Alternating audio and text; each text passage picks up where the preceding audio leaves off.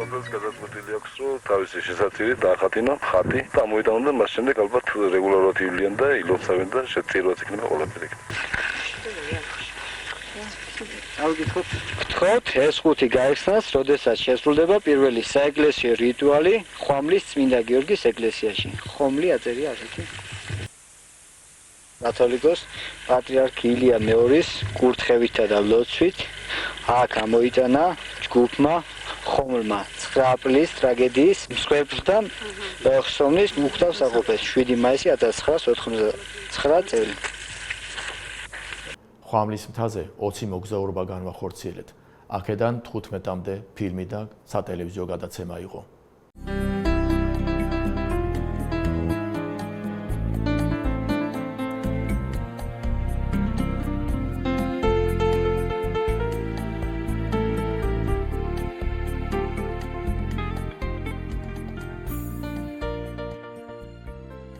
ძალიან მნიშვნელოვანი ექსპედიცია იყო, ნამდვილად სერიოზული და მნიშვნელოვანი ჩვენი ჯგუფისათვის. ალბათ ჯგუფი რო დღემდე არსებობს და ჯგუფის რო დღესაც წარმატებები აქვს, ეს ყველაფერი ამ ექსპედიციაზე იყო დამოკიდებული, რამაც ჩაუყარა საფუძველი ამ ხომლის გაძლიერებას და ესე ვთქვათ, პირველი წარმატება ეს იყო საშუალება მოგვცეთ ჩვენ უფრო პარადამდგარი ვიყავით ფექზე და ასე ვთქვათ, ბიჭებში იმედი გაჩნდა, რომ ჩვენ ესე იგი შეგვიძლია, უფრო მეტი რამე შეგვიძლია. ძალიან დიდი როლი ითამაშა ჩემ პირად ცხოვრებაზე ამ ექსპედიციამ.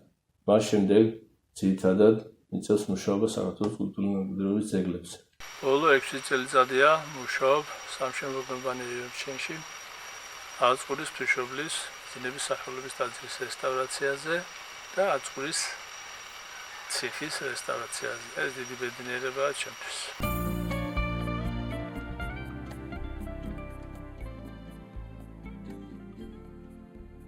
ჯგუფ ხომლმა კიდევ მრავალი კვლევითი კინო ექსპედიცია განვახორციელეთ საქართველოს სხვადასხვა კუთხეში.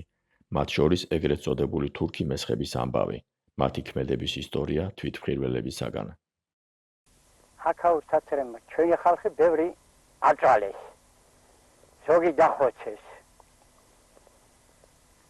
ჩემო ბატონო. აი ავიღოთ ნაცნობ ხალხში ვარნექი ჯერ.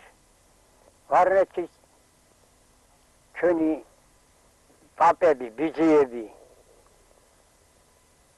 ჯერ ორ ძმას ჯერ ყურები დააჭრეს, მერე ცხვირი მოაჭრეს, მერე გახურებულ ფეჭში ხელები შეაყოფინეს და ისე დახოცეს. დაიწყო საქართველოს დაგუცმაცება და საუკუნეების მანძილზე ჩვენი წინაპრების სისხლით გაჟღენთილი მიწის გასხვისება. თურქეთს ბათუმის ოლქის სამხრეთი ნაწილი, ართვინისა და არდაგანის ოლქების ტერიტორიები გადაეცა. აზერბაიჯანმა მიიღო ზაქათალის, სიღნაღისა და თბილისის მაზრების ნაწილი, მათ შორის ყარაის ველი, დავითგარეჯის 4 მონასტრით. სომხეთს ბორჩალოს მაზრის სამხრეთი ნაწილი, კერძოდ ვორონცოვ-ლორეს რაიონი გადაეცა.